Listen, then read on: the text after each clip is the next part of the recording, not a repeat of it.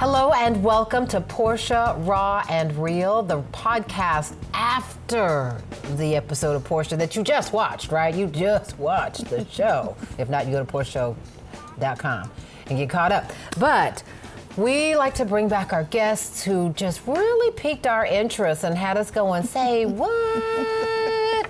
And for sure, in our episode, I mean, the title alone, The Death of an Angry Black Woman, caught our attention before we'd even heard a word from Pastor Jameliah Gooden. So we had to have her on the show and had a really interesting conversation about this concept of the labels versus the actuality. Reality. All of those things. Welcome to the podcast. Thank you for coming on back for another conversation. Thank you. I love your candor. Thank you. I love how raw and real you really are. Pun intended and not intended. You are speaking about some issues that a lot of people sometimes have a hard time discussing. We shy away from it. Yeah. Let's talk about, first of all, your book, before we get to your backstory. Where did The Death of an Angry Black Woman come from? The Death of the Angry Black Woman came from my own personal experience. But I noticed that not just my experience, the label came from every woman that looked like me. And even though I have my own personal issues of anger, that's me. But how is it that I meet a total stranger and then society both labels us angry black women when the only common denominator is we look alike, but we have two different stories. Right. So let's have a conversation about it. Let's have a conversation about it. Let's write a book about it. So, and we did. And what did you learn about your own anger? Because you admit that there were some anger issues. Absolutely. But the root of that anger, and how many times it's the root of that anger that really is identifying who we are and how we act. Right. Accountability is key. And I think a lot of people today, they don't want to be accountable. They just want to blame somebody else. Right. You know, when you're an adult, when things go wrong, the first person you blame is your parent. And even though you don't want to do that, there is some truth to that because the first teachers are in our home. And so my teacher and the first man to love me was my father, who hated me. Wow. My father. That is really strong. No. That's my truth and my truth to tell. Yeah. Even though my father was a bishop, 3 daughters and a son, he couldn't stand me. I was the one that he didn't like. Why? And so my name was Jameliah, but I got called the witch with the capital B. No, seriously. And the At reason what age why did he call you that the first time? I was, I think I must have been 9. Like, if you, I'm just gonna do something. Give me a hand. No, seriously, watch this. Take your hand and go like this. You feel that click? I do. My dad did that. Daddy did that.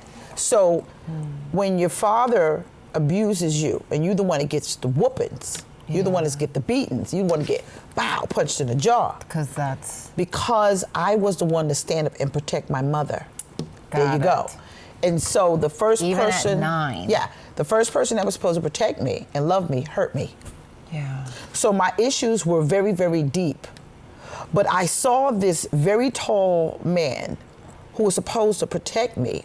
And protect the whole family. Yeah. Protect your mom. Abuse me, right. So I stood up and I became the one that was the protector. And so I gathered from me being the protector that I had to learn the lesson of love in a healthy way because it wasn't taught in a healthy way. Yeah. So counseling helped. Of course, my relationship with God helped. And I promised myself I wasn't going to be like my mother. I was going to fight back. I love her. God rest her soul. God rest both. Even my father, I love him. I forgave him before he died. We used to have a job. May I ask, did he ask for that? Did you guys have those conversations? I had that conversation.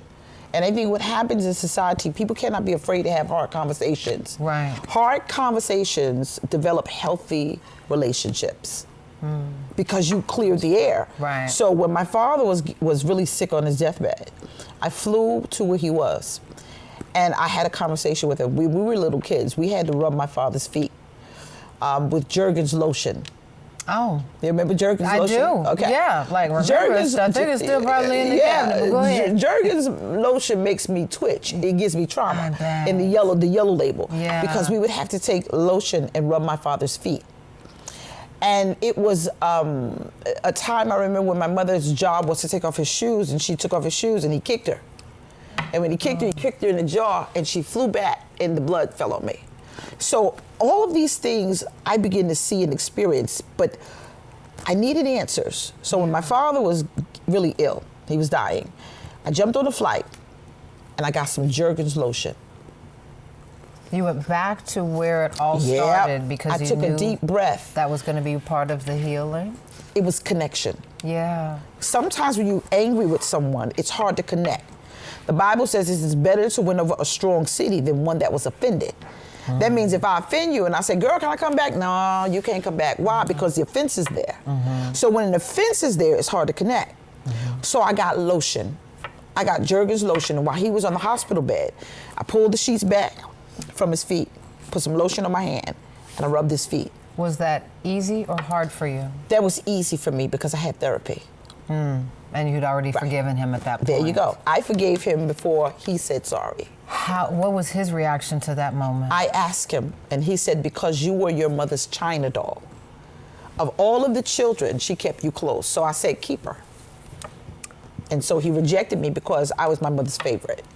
Wow. Allegedly. But she loves us all. Of She course, did. of course. But I think what it was is I was the one that wasn't afraid to stand up to dad. I wasn't afraid to protect the That kid. is a lot for a 9-year-old to then carry Yeah. into the 19-year-old, Yeah. who then carries into the 29-year-old, Yeah. who is angry Yeah. for many Yeah. legitimate reasons. Yeah, yeah. How did you get from the angry and really hurt little girl Yeah. to being able to process, I need to work through this in a way that's going to take down my anger. I don't want to go through the rest of my life angry. Because I realized that I wanted something. I wanted to be a mother, but not just a mother, a loving mother.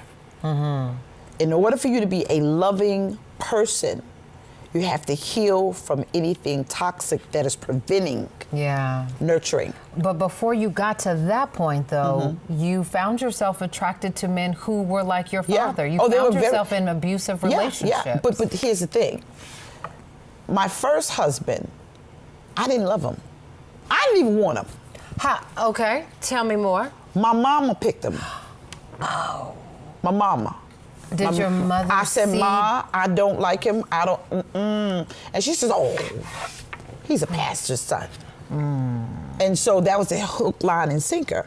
And so I said, okay. And I honored my mother. If she told me to do something, I did it. Yeah. Yeah, I was a mama's girl. And so I married an abuser. And even though... Was he abusing you before you got married? Before we got married, the signs were there. It wasn't a physical thing. It was a mind manipulation.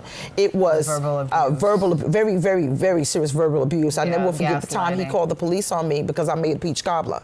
I'm Yeah. sorry, I don't understand that. Yeah, I asked him for $60.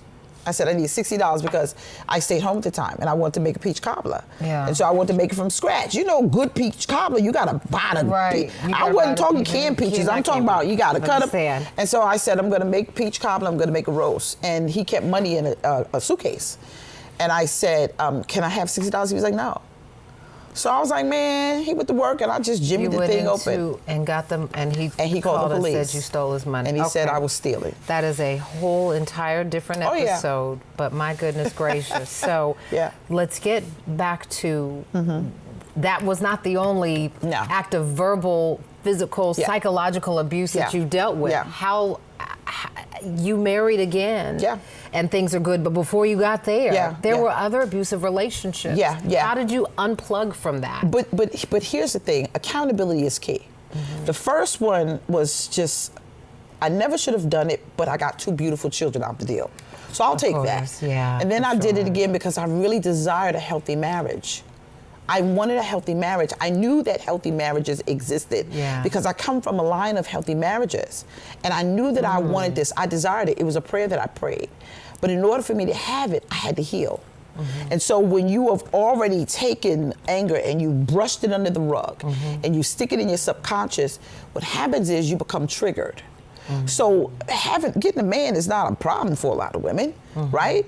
And so being in these relationships, the minute I found someone that triggered my subconscious, I defended myself. And so guess what? It wasn't that I was an abuser. Nah, we gonna fight. Yeah, and there was a big fight. There you go. There was a big, yeah, we gonna fight. We gonna fight. That led to an arrest. That led to my arrest, yeah. Tell me more. Well, it led to my arrest, and I'm glad it happened. Was that your God wink? Was that your aha moment? I'm glad it happened. I'm glad it happened because the police were always coming to my house. They knew me on a first name basis. They would be like, "Oh, Jamel, just get in the car."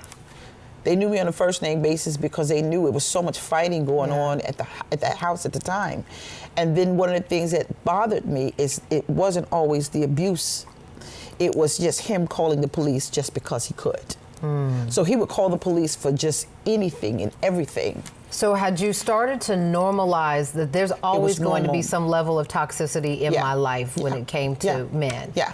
And that made you perpetually angry? Yeah.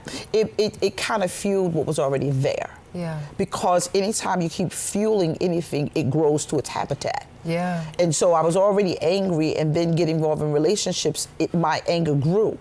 And so I knew that I had to get help because I deserve better than this.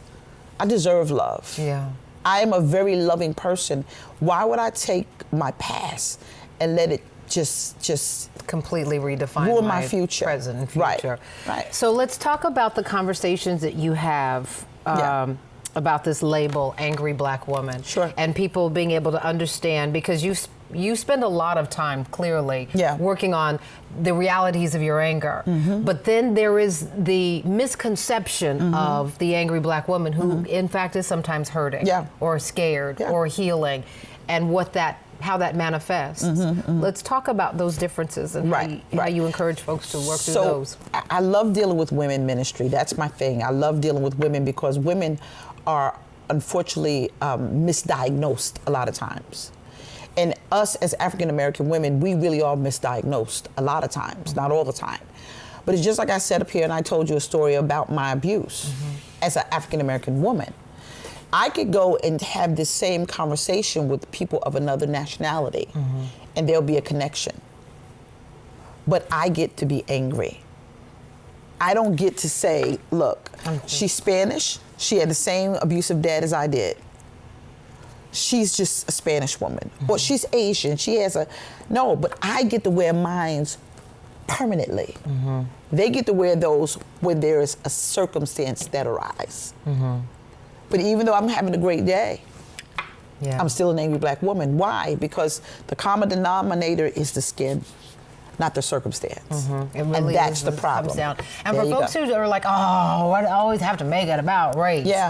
It's not that we're always making it, it's that it is sometimes really the physical perception of she just seems so angry. Right, but that's what I said before. You have not sat down and had a dialogue with me to find out what's going on.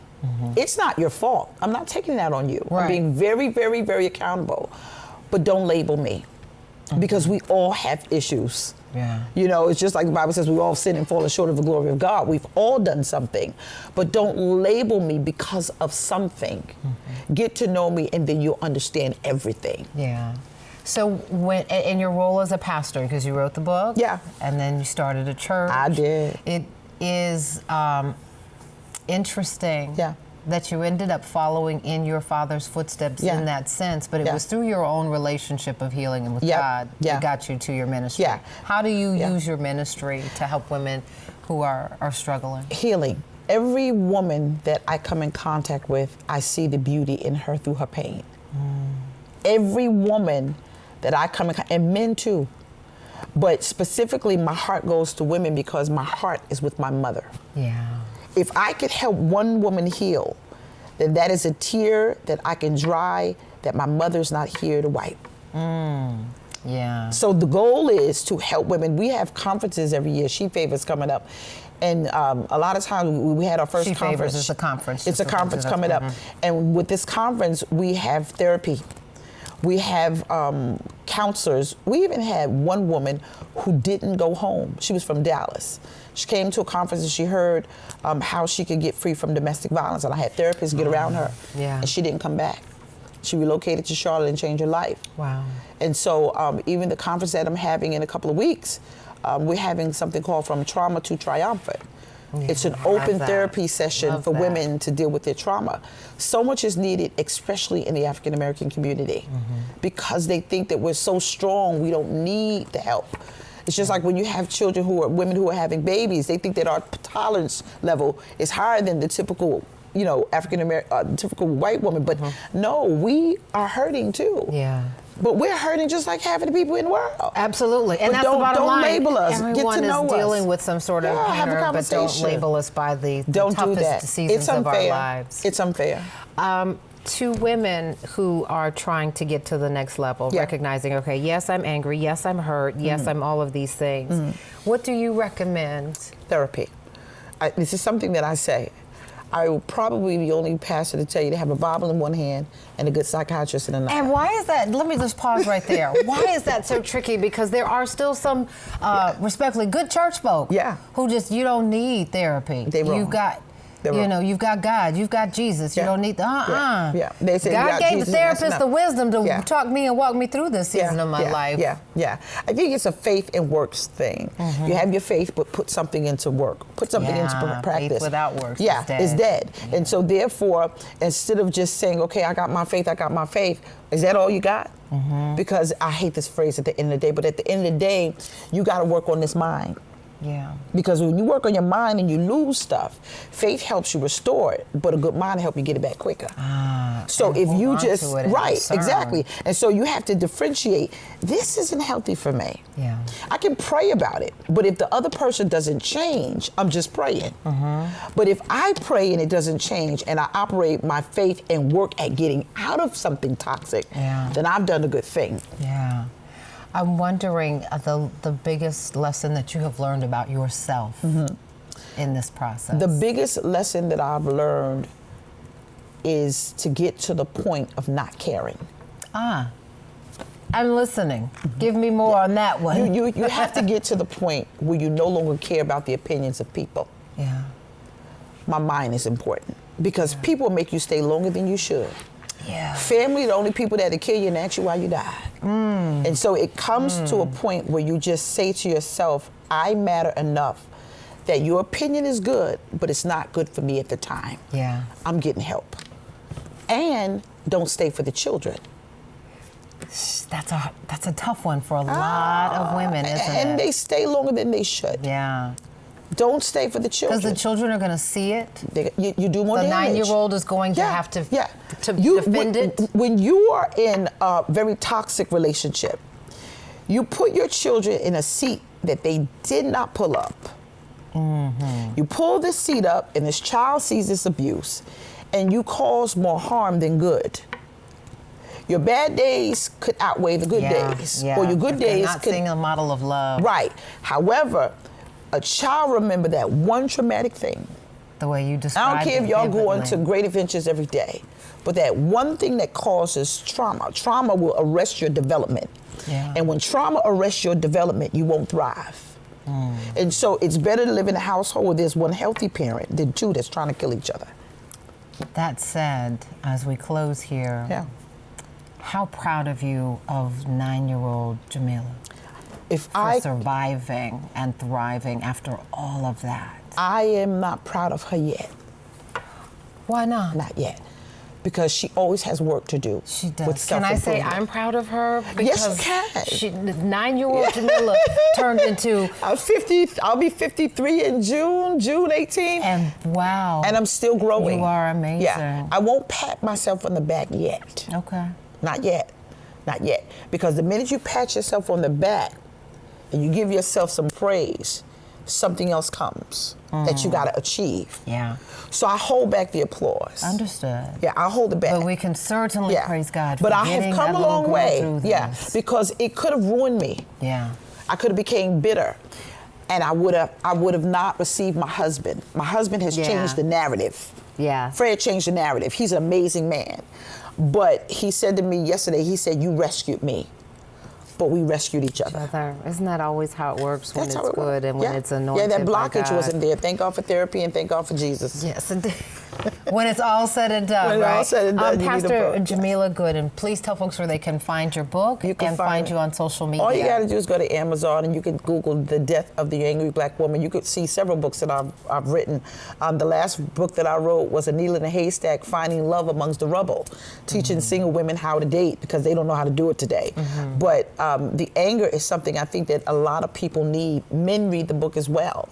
My website is www.carchronicles.org. You'll find me on social media. Car Chronicles. There it's you good, go. Good, Yeah. good conversations Yeah, there. yeah, very good. YouTube, Very watch uplifting. those. Thank you Yes. so much. I'm honored to serve. For being a part of this. Thank you. Changing the narrative. Yeah, change the narrative. Of what it looks like to be an angry black woman and heal a hurting black woman. Yeah, healing helps. Yes, it does. Yeah, healing helps. Thank you so much. And thank you for tuning into this episode of Portia, Raw and Real. Thank you. Boy, that was about as raw and real as it gets, sis. Yeah. I thank you for the conversation. And I thank you for listening to this podcast and watching Portia every day. Just check your local listings for more of these type of helpful, healing conversations. Thank you. Yes, indeed.